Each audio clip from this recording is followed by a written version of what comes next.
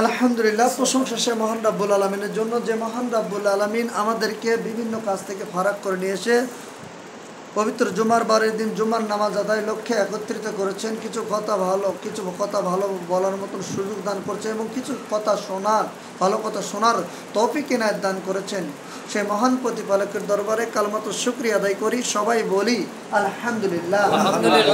আরেকবার বলেন আলহামদুলিল্লাহ। আলহামদুলিল্লাহ বলে লাভ কি? আলহামদুলিল্লাহ বললে শুকরিয়া আদায় করা হয় আল্লাহ তাআলা। আর কোনো ব্যক্তি যদি নিয়ামত পাওয়ার পর, সুস্থ থাকার পর শুকরিয়া আদায় করলো, আলহামদুলিল্লাহ বললো, আল্লাহ তাআলা তার নিয়ামতটুকু বাড়িয়ে দেন। সুবহানাল্লাহ। এই জন্য করা যে অবস্থায় এই সময় তোমাদেরকে ওই ইয়াতে রাখেনি, কি কয়, হসপিটালের বেডে রাখেনি, আপনাদেরকে সুস্থ রেখে এই জায়গার মধ্যে নিয়ে এসেছেন। এটাই বড় নিয়ামত। আর এই নিয়ামতের শুকরিয়া যা আদায় করবে তার নিয়ামতটা আল্লাহ তাআলা বাড়িয়ে দেন। এবং আর যে ব্যক্তি এই নিয়ামত পাওয়ার পর শুকরিয়া আদায় করবে না, তার নিয়ামত কিন্তু ছিনিয়ে নেবেন, আবার শক্ত আযাবে তাকে গ্রেফতার করবেন। নাউজুবিল্লাহ বলেন। সম্মানিত হাজিরিন, পবিত্র কোরআনুল কারীম থেকে সূরাতুল আলে ইমরানের 31 নম্বর আয়াতে কালমা তেলাওয়াত করেছি এবং লক্ষ লক্ষ হাদিসের মধ্যে থেকে একটি হাদিস আপনাদের খেদমতে পেশ করেছি। আল্লাহ চাহেনতে এই আয়াতকে কেন্দ্র করে, এই হাদিসকে কেন্দ্র করে আপনাদের মাঝে কিছু কথা উপস্থাপন করব। আমাকে বলার, তোমাদের শোনার, তদ অনুযায়ী আমল করার সবাইকে তৌফিক দান করুন। সবাই বলে আমিন।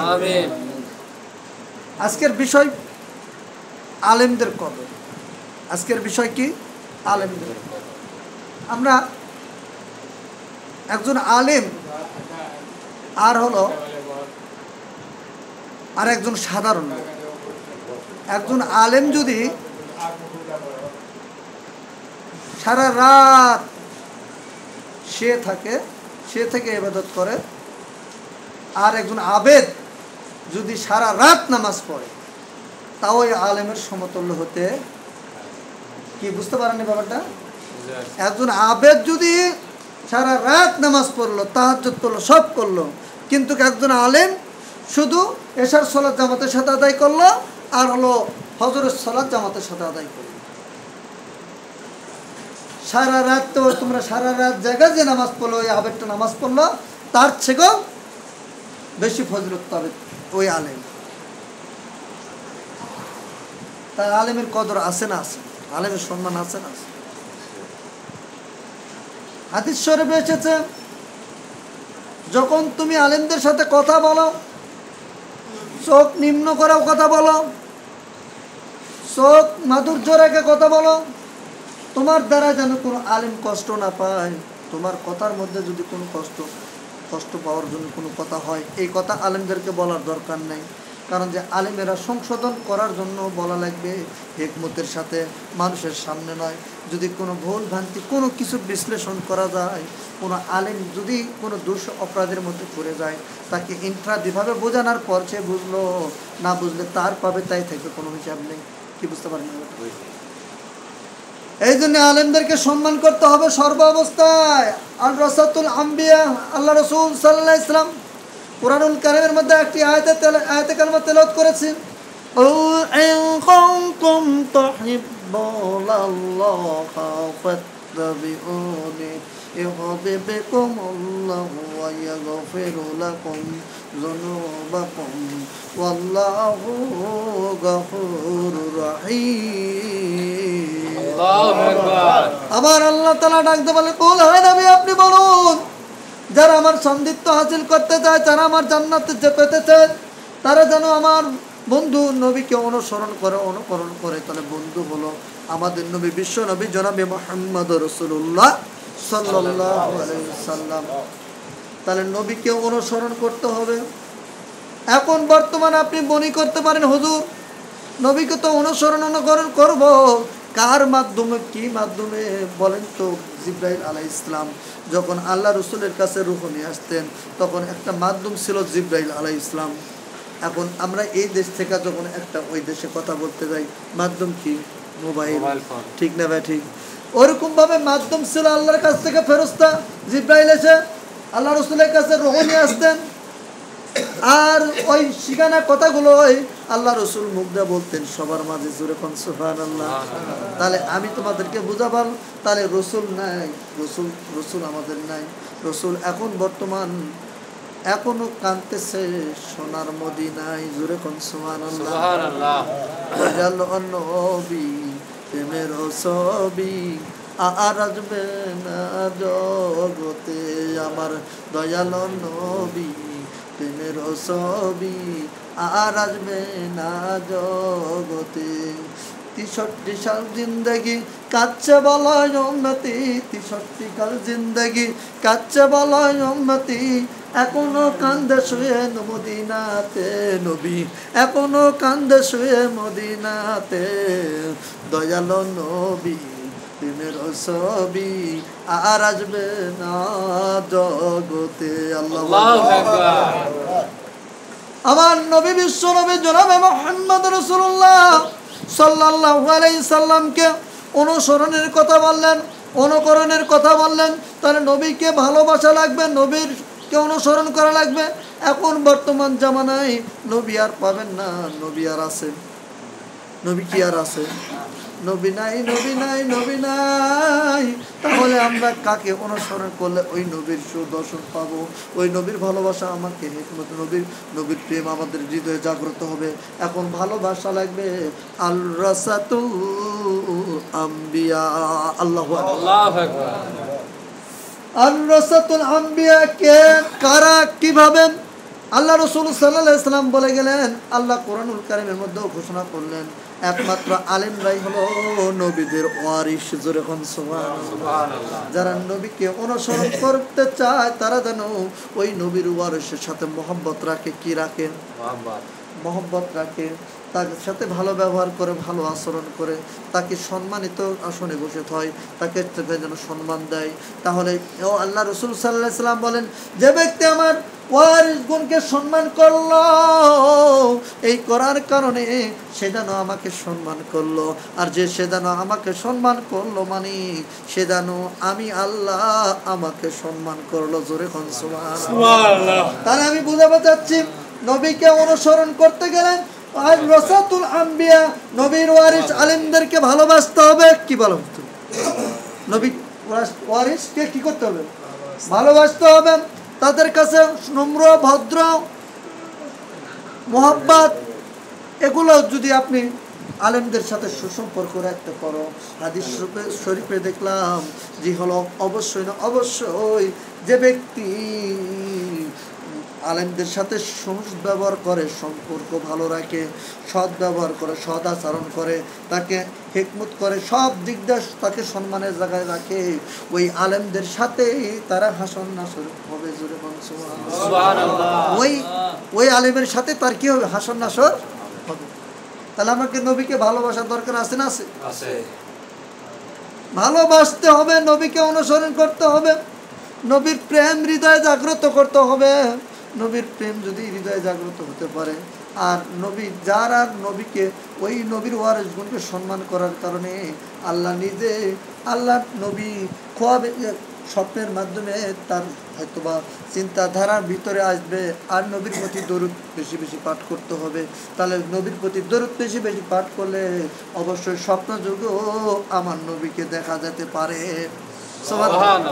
আর যে ব্যক্তি স্বপ্ন যুগে নবীকে স্বপ্নের মাধ্যমে দেখলেন, তার জন্য জাহান্নাম কি আর জান্নাত কি? ওয়াজিব। সুবহানাল্লাহ। এই জন্য করে আমরা ওই নবীকে অনুসরণ করতে গেলে যেগুলো আলেম ওলামা আছে সমাজে, যারা মানে নিম্ন নয়, উপরও নয়, মধ্যবর্ত যারা আলেম ওলামা, তাদেরকে সম্মান করব। আল্লাহ রসুল সাল্লাল্লাহু আলাইহি ওয়াসাল্লাম বলেন, 3 জনের ইকরাম যার ভিতরে থাকে না সে আমার উম্মত নয়। 1 নম্বর, যে ছোটদের স্নেহ করে না। কি করে না? ছোটদের স্নেহ করে না। 2 নম্বরে বড়দের সম্মান করে না। বড়দের কি করে না? সম্মান করে না। আর 3 নম্বরে ওই ছোট আর বড়র মাঝখানে আলেম ওলামা যারা আছে তাদেরকে সম্মান করে না। এরা আমার উম্মত নয়, আমার নবী বলেছেন। তাহলে আমাদেরকে নবীকে অনুসরণ করতে গেলে ওই আলেম ওলামাদেরকে ভালোবাসতে হবে কি হবে না? অবশ্যই ভালোবাসতে। আল্লাহ আল্লাহ তাআলা বলেন, আমার বন্ধুকে অনুকরণ করলেন কোনো আমার বান্দারা যদি অনুকরণ করে, আমার বন্ধুকে অনুকরণ করে, আল্লাহ তাআলা ডাক দিয়ে বলেন, আমি তাদেরকে শুধু ভালোই বাসবো না, ইউবিকুমুল্লাহ, আমি আল্লাহ তাআলা তাদেরকে আমি আল্লাহ তাআলা তাদের গুনাহগুলোকে মাফ করে দিব। ওয়া ইয়াগফিরু লাকুম যুনুবাকুম ওয়াল্লাহু গফুরুর রহিম, আমি আল্লাহ তাআলা তাদের জীবনের গুনাহগুলো মাফ করে দিয়ে, আর আমি পরম ক্ষমাশীল, আমি তাদেরকে ক্ষমা করে দিব। জোরে কোন সুবহানাল্লাহ। এই জন্য করে নবীকে অনুসরণ করা লাগবে। নবীকে অনুকরণ করতে গেলে আগে যেটা মাধ্যম, সেটাকে আপনাকে তৈরি করতে হবে। মাধ্যম কি? যেমন এই দেশ থেকে ওই দেশে গেলে কথা বলতে হলে মোবাইল লাগে। যখন আল্লাহ রসুল কাছে আল্লাহ থেকে রুহ নিয়ে আসে, যখন জিবরাইলের মাধ্যমে আল্লাহ রসুলের কাছে এসে পৌঁছেছে, তদরূপ এখন বর্তমান রসুল আর পাচ্ছেন না। তাহলে রসুলকে অনুসরণ করতে গেলে আল রসাতুল আম্বিয়া, অর্থাৎ নবীদের ওয়ারিস যেনারা, তাদেরকে সম্মান করা লাগবে। কথা ঠিক না বেঠিক? সে আবার আলিম হতে হবে। সে কি হতে হবে? আমি আলিম পাশ হলাই, আর আমার মধ্যে কোনো আলেমি কাজও নেই। আবার আমি আলেম পাস, কিন্তু আমি নামাজ পড়ি না। আমি হেফজ করেছি, মনে করে হাফেজের লাইনে শেষ করে ফেলে দিছি, কিন্তু আমি নামাজ পড়ি না, আমল করি না। ও হাফেজ কও নিষেধ আছে আল্লাহ রসুলের ভাষায়, ও কালেম বলাও নিষেধ আছে। বুঝতে পারেননি? আমল থাকা লাগবে। কি থাকা লাগবে? একজন আলেম ওই ব্যক্তি, শিক্ষা যোগ্যতা তো থাকতে হবে, মাস্ট বি ভালো। একটা শিক্ষার যোগ্যতা যে আলেমের একটা সার্ভের, হয়তো হাফেজ কিংবা একজন আলেম পাস কিংবা ফাজিল পাস কিংবা আর একটা শিক্ষা যোগ্যতা থাকতেই হবে। তার পাশাপাশি তার আমলগুলো ভালো থাকা লাগবে। কথা বুঝা পারছি কথাটা? এদেরকে বলা হয় আলেম। এদেরকে কি বলা হয়? আমি হয়তো বা কোনো রকমে কোনো শিক্ষা অর্জন করলাম, হয়তো সাংকেতিকভাবে, আমাকে আলেম বলা যাবে না? তো যাবে। এই জন্য করে সম্পূর্ণ দিক দিয়ে চিন্তা ভাবনা করলেন, আলেমদেরকে সম্মান করবেন। আপনারা আলেমদের সম্মান করলে ইনশাল্লাহ আল্লাহ তোমাদের সম্মান বাড়িয়ে দেবেন। যেরকম আল্লাহ রাসূল সাল্লাল্লাহু আলাইহি ওয়াসাল্লাম হাদিসের মধ্যে বলেন, লা ইউমিনু আহাদুকুম হাত্তা ওয়াকুনা হাব্বা ইলাইহি মিন ওয়ালাদিহি ওয়া ওয়ালাদিহি ওয়ান নাসি আজমাইন। আল্লাহু আকবার, আল্লাহু আকবার। আল্লাহ রাসূল সাল্লাল্লাহু আলাইহি ওয়াসাল্লাম হাদিস শরীফে বর্ণনা করেন, হযরত আনাস রাদিয়াল্লাহু আনহু হতে বর্ণিত, নবী করিম সাল্লাল্লাহু আলাইহি ওয়াসাল্লাম বলেন,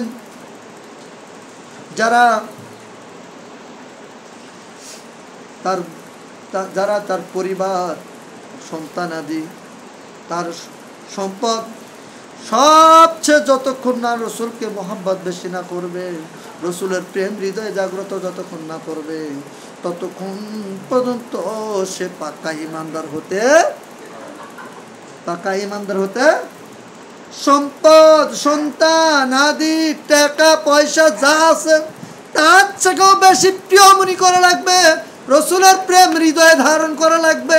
থেকে গেলে আপনি পাক্কা ইমানদার হতে পারবেন। খালি ওই শুক্রবারে এসে নামাজ পড়ে চলে গেলাম, আর 5 ওয়াক্ত খবর নাই, আমি কিন্তু 7 দিন থেকে তোমাদের এটি 5 ওয়াক্ত নামাজে আদায় করাইতেছি, কিন্তু আপনাদেরকে পাওয়া যায় না ভাই। বড় দুঃখ লাগে, বড় অসহায় লাগে। কারণ যে শুক্রবার নামাজ পড়া লাগবে, এটা গরিবদের হজের দিন, ঠিক আছে। হজ তো ওই ব্যক্তির জন্য যে ব্যক্তি 5 ওয়াক্ত নামাজ পড়বে, তার জন্য এই শুক্রবারের হজের দিন। জোরে কোন সুবহানাল্লাহ। কথাটা বুঝতে পারেননি ব্যাপারটা? যে ব্যক্তি 5 ওয়াক্ত নামাজ পড়বে, গরিবের হজের দিন, ঠিক আছে শুক্রবার, কিন্তু এই হজটা তার জন্য হবে যে ব্যক্তি 5 ওয়াক্ত নামাজের মধ্যে থাকবে।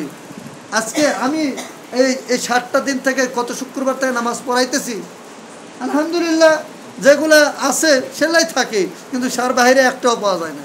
লোককে বসে আছে, হাজারা বসে আছে, কিন্তু নামাজও তো আসার কোনো খবর। লাভ হলো? হ্যাঁ, আরে যুবকেরা ওই জায়গায় ঠিকই লাগা থাকে মোবাইল নিয়ে, আমি হাত ধরে টেনে হয় না, হুজুর শুক্রবার যাবো, কি করবি না, ওর কোনো ভাষা আছে? আপনারা যদি এই মসজিদ করেন, ভালো বড় মসজিদ করলেন, ইনশাল্লাহ আল্লাহ পাক করালো, কিন্তু যদি আবাদ না থাকে, আপনাকে কিন্তু কাল কিয়ামতের ময়দানে ওই মসজিদই তোমাকে জাহান্নামে নিয়ে যাওয়ার একটা বিশাল অস্ত্র তৈরি হয়ে যাবে। কি বুঝতে পারেননি ব্যাপারটা? তাহলে আমরা যদি এই মসজিদ সুন্দর করি, মসজিদ বড় করি, ভাঙ্গাসুরা বড় করি, 6 কাতার করে 8 কাতার করতে আল্লাহ পাক যেটা থুবে হবেই, কিন্তু আমরা যদি মুসল্লি না থাকি তাহলে কিরে বাবা, তাহলে এই জন্য করে আপনাদের কাছে বিনীত অনুরোধ, নামাজ যেটি পড়ো পড়ো, কিন্তু 5 ওয়াক্ত নামাজের মধ্যে থাকুন। এটি হবে না, কুদাল হবে। কেন কুদাল হবে না? দেখা যাচ্ছে আমি তিরমুনি গেছি, তিরমুনি হবে নাকি? নামাজ কাজা করা যাবে না। একক তো নামাজ কাজা করলে একক বিনা ওজরে কোনো কাজ নেই, বাজ নাই, নামাজ কাজা করছে একক। এর জন্য আশুক বা জাহান্নামের আগুনে জ্বলতে হবে, কোনো চিন্তার কারণ নেই। এককবার সমান 2,88,000 বছর আপনাকে জাহান্নামের আগুনে থাকতে হবে। তাহলে আমরা মানে হাজারা থেকে বিজারা থেকে যখন নামাজে আসলাম না, তাহলে আমাদের জন্যই তো এটা হওয়ার কথা, কি ঠিক না ভাই? ঠিক। এই জন্য করে অনুরোধ থাকবে, আপনারা জানেন নামাজ পড়েন, আমার আপত্তি নেই। আমার এই মসজিদে পড়া লাগবে কিংবা ওই মসজিদে পড়া লাগবে এরকম না, আপনাকে 5 ওয়াক্ত নামাজ পড়তে হবে, এটা মনের মধ্যে নিয়ত করে নেওয়া লাগবে। নামাজ যদি পড়েন, হুজুরের প্রতিও ভালোবাসা তৈরি হয়ে যাবে। আলহামদুলিল্লাহ কন্যা, যখন আল্লাহর কাজ করছেন, আপনার 5 ওয়াক্ত নামাজ পড়ছেন, তখন হুজুর তো। আর যারা নামাজ পড়ে না, দেখা যাচ্ছে শুক্রবার ওরা হলো ইমাম বদলানোর হলো ওস্তাদ, আবার এরকম আছে ওরা হলো ইমাম বদলানোর ওস্তাদ। কি আছে না? আছে। খালি শুক্রবার করে আসবে, ওই কথা ইমামের ভুল ধরে বসে থাকবে, কি ঠিক না ভাই? ঠিক। এরকম ধরনের আছে অনেক। এখানে নাই আলহামদুলিল্লাহ, আপনাদের এখানে নাই, আমি বলিনি তো আপনাদের দোষ দিচ্ছে নাকি? এই জন্য করে আপনাদের কাছে অনুরোধ, বিশেষ করে অনুরোধ, আলেম ওলামাদেরকে মহব্বত করবেন। কি করবেন বলেন? মহব্বত করবেন এবং 5 ওয়াক্ত নামাজ জামাতের সাথে আদায় করার চেষ্টা করবেন। মহব্বত তৈরি হয়ে যাবে যখন আলেমও দেখবে যে আল্লাহ তার জন্য দোয়া করল খাস করে আরো, কি ঠিক না ভাই? ঠিক। এই জন্য করে আপনাদেরকে অনুরোধ, আদেশ নয়, অনুরোধ করে বলতেছি, তোমরা 5 ওয়াক্ত নামাজ পড়বেন। খালি শুক্রবারে আসেন, আলহামদুলিল্লাহ, এটা আমি মানা করবো না, এটা আসেন। হজের সব যে আপনারা আশা করে যে আসেন, এই হজের সবটা পাবেন 5 ওয়াক্ত নামাজের মাধ্যমে, কি ঠিক না ভাই? ঠিক। এই জন্য করে আপনাদের কাছে বিনীত অনুরোধ। হ্যাঁ, ওজোর আছে, আল্লাহ দেখিচ্ছেন, আল্লাহ জানে না? আপনি মাছ মারবে গেছেন, এমন সময় আজান দিয়েছেন, নামাজ পড়ার পরিবেশ হচ্ছে না, কম একটা কাজ হলো, পরে কাজে কি তোলা যায় না? যাবে, যে কোনো সময় তুলতে পারেন, ওই নামাজের আগেও তুলতে পারবেন, খালি ফরজটা তুললে হবে। তাও নামাজ পড়েন, তাও নামাজ পড়েন। তুমি চুরি করেছ, নামাজ পড়ো, সুবহানাল্লাহ। তুমি ডাকাতি করেছ, তুমি নামাজ পড়ো। তুমি সুদ খাও, নামাজ পড়ো। তুমি ঘুষ খাও, নামাজ পড়ো। নামাজই পারে তোমার পয়সা কাছ থেকে বিরত রাখতে, কথা ঠিক না? এই জন্য করে অনুরোধ থাকলো আপনাদের কাছে, আমরা 5 ওয়াক্ত নামাজ পড়বো ইনশাআল্লাহ। যদি আমরা 5 ওয়াক্ত নামাজ পড়ি, তাহলে আমাদের ঠিকানা হবে জান্নাতের বাড়ি। জোরে কোন সুবহানাল্লাহ। আল্লাহ তাআলা এই কথাগুলোর উপর সবাইকে আমল করার তৌফিক দান করুন। সবাই বলে আমিন। ওয়া আখির দাওয়ানা আলহামদুলিল্লাহি রাব্বিল আলামিন।